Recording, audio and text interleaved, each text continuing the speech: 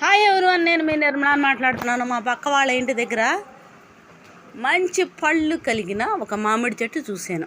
ఏమి చెట్టు అదని చూస్తే మంగిలిపల్లి కాదు, గుండ్ర మామిడి కాదు, తోతాపురి కాదు, కానీ ఇది పంచదార కాయలు అంటారు. ఈ చెట్టుకి కాసిన కాయల్ని, ఈ చెట్టుని పంచదార చెట్టు అనమాట. దీనికి కొంచెం ముక్కు ఉంటుంది కానీ మెడ ఉండదు.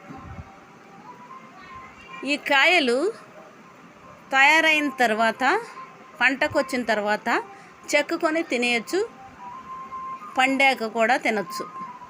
కానీ ఈ సంవత్సరం ప్రతి కాయలో కూడా పురుగుంటుంది.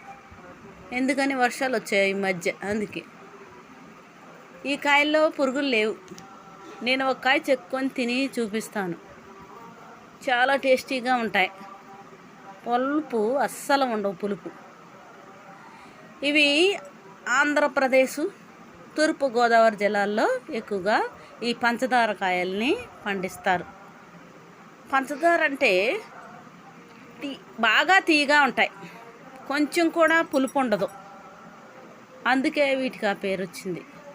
ఇవి పచ్చడికి పనికిరావు, జ్యూస్ తయారు చేసుకోవచ్చు. చాలా బాగున్నాయి. దీనిని కొంచెం చెక్కి నేను కొంచెం తిని చూపిస్తాను. ఇప్పుడే కోసం కాబట్టి చాలా సొన కారుతుంది. సొన మన శరీరానికి ఎక్కడ అంటినా పొక్కుతుంది. కాబట్టి సొన అంటకుండా జాగ్రత్తగా తినాలి. దీన్ని చెక్కేస్తాను. పంచదారకాయ ముక్కు కొంచెం ఉంటుంది.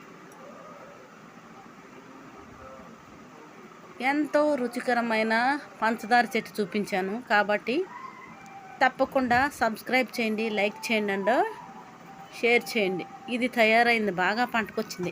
ఇలా పంటకి రాగానే వీటిని కోసి పండేసుకోవచ్చు గడ్డిలో. చాలా బాగుంటాయి. కింద పడిన కాయలు అయితే పండేస్తే పురుగులు పట్టేస్తాయి. కింద పడకుండానే వీటిని కోసి మనం గడ్డిలో పండేసుకోవాలి. ఎంతో రుచికరమైన ఈ పంచదార కాయలు మీ దగ్గర ఎక్కడైనా ఉన్నాయా? వీటిని పంచదార కాయలు కాకుండా వేరే పేరుతో ఏమైనా పిలుస్తారా? చూడండి. లైక్ చేయండి, షేర్ చేయండి అండ్ సబ్స్క్రైబ్ చేయండి. దీనిని చక్కెర కొండ మామిడి అని కూడా అంటారు, పంచదార కలసే అంటారు. చెక్కాను కొంచెం, చాలా గట్టిగా ఉంది కానీ చాలా బాగుంది, చాలా టేస్టీగా ఉంది. కొంచెం కూడా పులుపు లేదు. చూసారా? ఈ కండ, దీని మాంసం చాలా గట్టిగా ఉంది. పండిన తర్వాత బాగుంటుంది. Please subscribe my channel.